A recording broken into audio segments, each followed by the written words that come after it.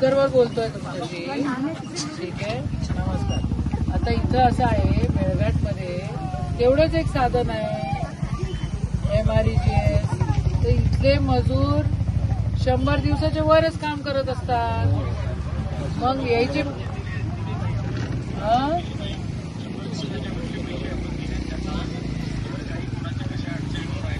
रस्त्यावर साहेब, आम्ही आता आठ गावांमध्ये गेलो कालपासून.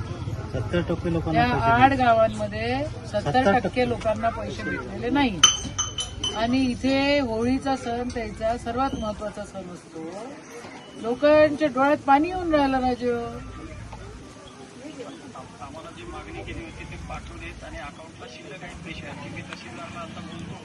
तुम्ही तहसील माझी म्हणजे प्रांजळपणे एक प्रश्न विचारते तुम्हाला. आपला पगार 1 तारखेला होतो.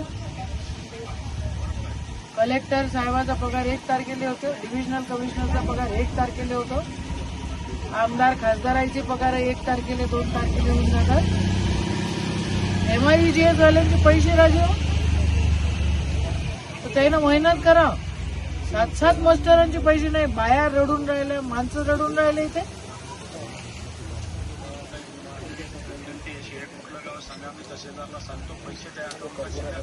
चिखलदरा आणि धारणी तालुका दोन्ही पण तालुक्यांमध्ये पैसे आलेले नाही आहेत. 70% लोकांना पैसे मिळालेले नाही आहेत. गरिबांसोबत खेळ करते हे दिसतंय. MREGSचा कायदा बदलला. MREGSला आता जी रामजी म्हणतात. रामजी म्हणतात तर शेवटच्या नारायणापर्यंत त्या ठिकाणी धनलक्ष्मी पोहोचली पाहिजे की नाही पोहोचली पाहिजे. इथं आज आम्ही 2 दिवसापासून आदरणीय खासदार आहे, युवक काँग्रेस आहे, तालुका काँग्रेस कमिटी आहे, सगळेजण नगर परिषद आहे, सगळेजण मिळून आम्ही गावोगावी भेटी देतोय, शुभेच्छा देतोय, तिथं मेघनाथ बाबाचं दर्शन करतोय. पण गरिबाच्या डोळ्यांमध्ये पाणी आहे, गरिबांच्या डोळ्यांमध्ये अश्रू आहेत. आणि कडकडीने एवढंच सांगताय की 7 मास्टर आमचे अजून थांबले आहेत. 1500 रुपये देतात आणि बाकीचे रुपये थांबवून देतात. काही लाडक्या बहिणी भेटल्या, त्यांचे पैसे आलेले नाही आहेत. म्हणजे गरिबांना करायचं तर काय करायचं आणि सरकार करतंय तर काय करतंय. MREGSचा कायदा बदलून या पूर्ण गरीब जनतेवर त्यांनी एक खूप मोठा हातोडा मारलेला आहे.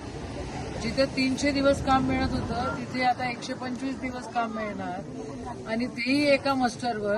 जे निषेध आहे, केंद्र सरकारचा निषेध आहे या सगळ्या गोष्टींमध्ये. आणि सरकारचं पूर्ण दुर्लक्ष आहे. कुठं AIच्या गोष्टी करतायत. अरे इथं येऊन बघा मेळघाटामध्ये काय परिस्थिती केलेली आहे. मी पालकमंत्री असताना मेळघाट हाट म्हणून एक कार्यक्रम सुरू केला होता. कुठं बचत गटांचं, त्याचंही पूर्ण सगळं व्यापारीकरण करून टाकलं आणि सगळ्या व्यापाऱ्यांच्या हातात दिलेलं आहे. ते सगळं दुर्लक्ष आहे. ना डॉक्टर आहेत, ना औषधं आहेत, ना पगाराचे पैसे आहेत. सरकारचा निषेध या ठिकाणी. होळीच्या दिवसाला पण गरिबाचे पैसे ते लोक हिसकत आहेत. कलेक्टर कमिशनरचे पगार कसे 1 तारखेला होतात, मग गरिबाचे का होत नाही हा प्रश्न आहे. आणि याच्यावर हल सरकारने शोधावाच लागेल, नाही तर आमचा आक्रमक